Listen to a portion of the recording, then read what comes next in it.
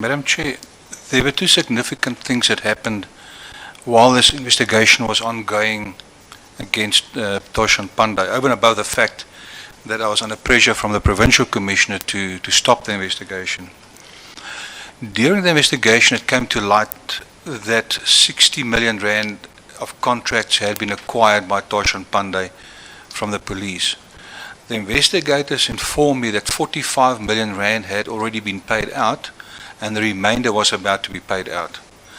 I immediately wrote a letter to our financial services and our legal services instructing them not to pay out the 15 million rand because it was subject to a corruption investigation. A while later, my secretary said to me that she'd received a call from, at the time she said to me, the brother of the president, Mr. Jacob Zuma. So I said to her, what is it that you want? And she said, no, he wants to meet with you. It then turns out, on the day that he in fact did come to my office, it turned out to be the son of the erstwhile president, Mr. Jacob Zuma, the son being Edward Zuma.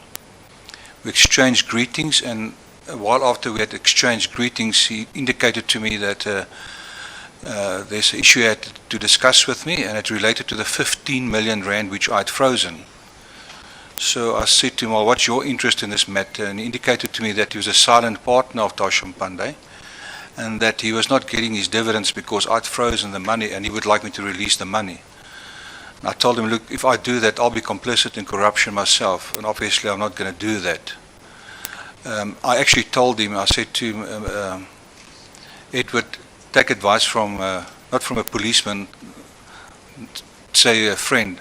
Go to Toshan Pandey, tell him, he actually told me that he had invested 900,000 rand with Toshan Pandey.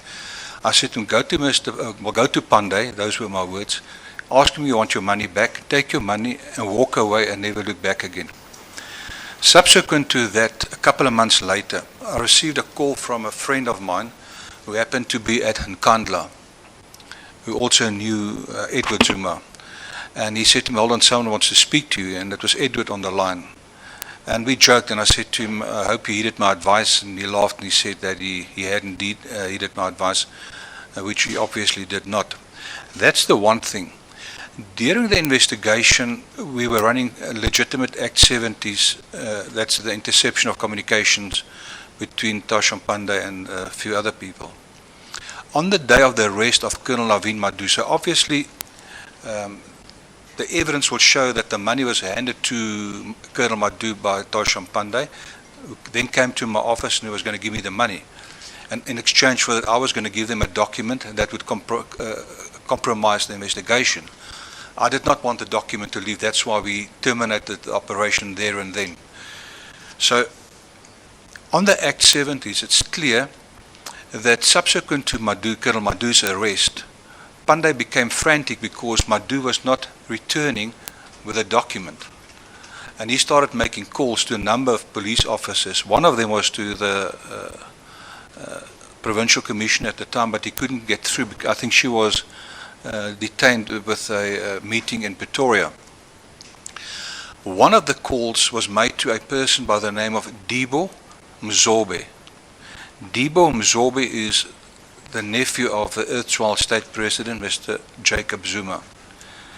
During this discussion, I will not repeat the exact words because they were not very nice words about me.